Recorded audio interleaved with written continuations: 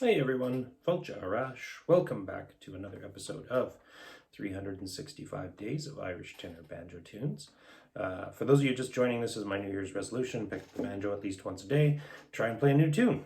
Today we're going to be playing the Wandering Minstrel. It is song number 148 out of the Big Book of Irish Banjo Tunes or Irish Tunes, can't remember what it's called. So these generally aren't meant to be tutorials, but it's also a bit of a documentation of my experience or my journey in learning Irish music. So one of the things with banjo, for sure, in Irish music, in fact, some people would say it's all about that, is the ornamentation.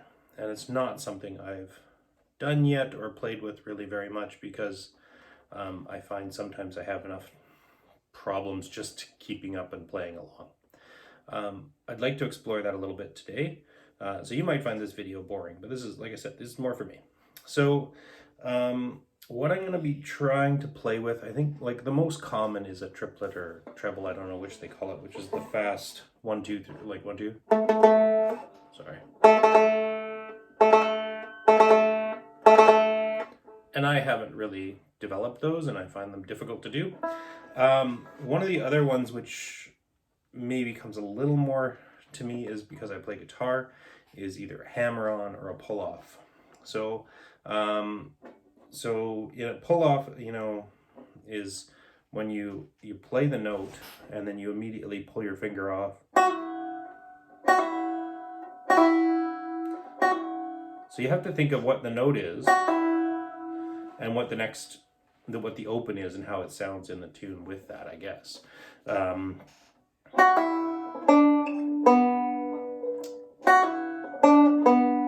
Like that sounds quite nice to me, and it gives it that sort of a more da da da da da da. It's sort of that lilting sort of like Irish feel. I don't know. And I've listened to a lot of tutorials and people explain this. And really one of the best things you can do according to them, and it makes complete and total sense to me, I've seen it a lot from my daughter who plays fiddle, and they learn by ear a ton. And to learn by ear, you need to listen to the music. So I have been listening to quite a bit of Irish tunes just on Apple Music at work. I throw them on in the background, and I try and put some banjo tunes in the mix. Yeah, so we're going to try this Wandering Minstrel today. So I'm going to play it through once slow, like I always do, with no ornamentation whatsoever, just straight up as it's written. And then I'm going to practice and come back and see if we can add a little bit of stuff to it. So it's not going to be one of those ones where I practice and then come back and play it quicker. It's probably going to be one where I practice and come back and play it with the ornamentation. And I might even take the time to explain a little bit what I decided and where I decided to put it. And yeah, I think that's part of the thing too, is being a good player, you would know where to put it and when to use it to add to the tune and supposed to distract. And I'm probably not at that stage yet. So, if anybody's a good banjo player and wants to comment, hey, that was a really odd spot to put that. Have you thought of doing this? Like, fly at it. I am a beginner and I am completely and totally open to comments and suggestions. Anyways, the Wandering Minstrel, let's give this a go. Oh, and I have not, why I picked a tune I haven't played before, I have no idea. Probably because I'm running out of tunes I've played in the book. But I haven't played this tune before, and I haven't heard this tune before, but it is a jig, and I do find those easier. So, Wandering Minstrel.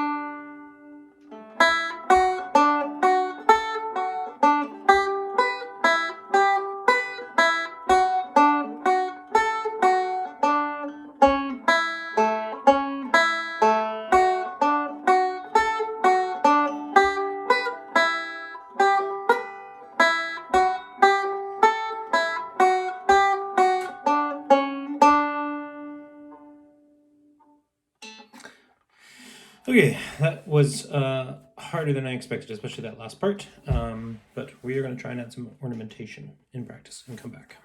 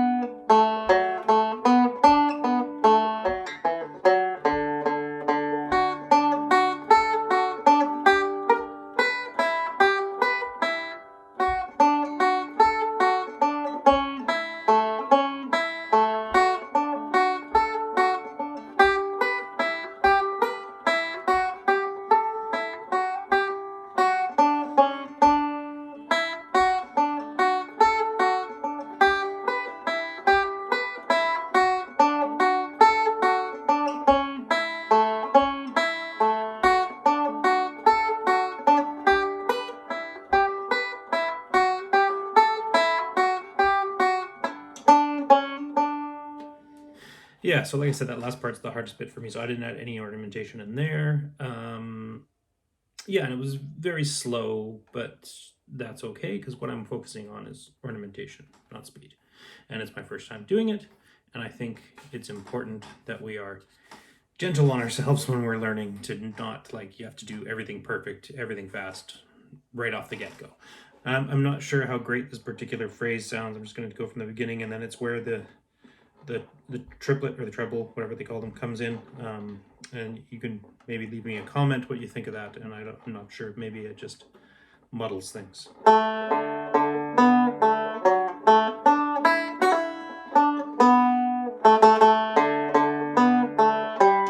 So that part there, I don't know, I really like the way this part sounds. They really like the hammer on, there's something about that da-da-da-da.